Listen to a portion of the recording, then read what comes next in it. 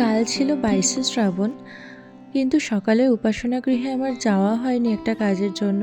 তো ভাবলাম যে বিকালে বৃক্ষরোপণে অবশ্যই যাব। সময় মতো রেডিও হয়ে গেছিলাম, কিন্তু এত বৃষ্টি শুরু হয়ে গেল বেরোনোর ঠিক মুখে যে বেরোতেই পারছিলাম না। যখনই বেরোতে যাচ্ছি তখনই অঝড়ে বৃষ্টি শুরু হয়ে যাচ্ছিল।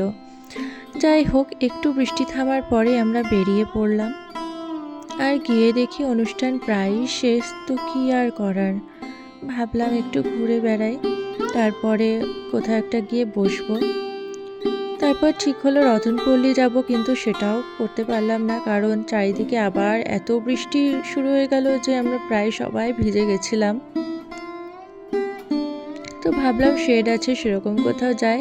তা অনেকদিন পরে আমরা কাঁসাহারায় গেলাম। আর এই যে ছেলেটা রাধা গোবিন্দ আমাদের সারাক্ষণই লেগ পুল করতে থাকে, আর ওর অসম্ভব রকমের কথা বলার ক্ষমতা, ননস্টপ বকেই যায়, তাই না থাকলেও আমরা ভীষণ মিস করি।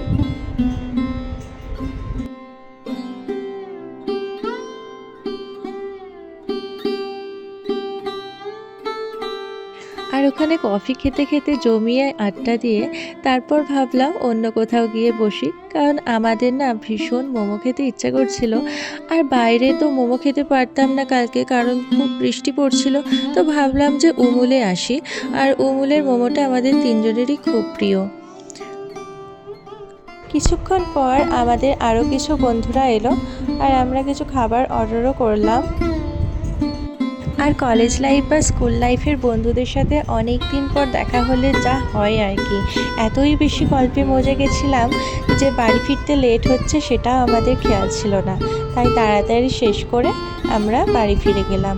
আর অনেক দিন পর খুব সুন্দর একটা সময় কাটালাম সবার সাথে। তাহলে আজ এই পর্যন্তই থাক, পরে আবার আসবো।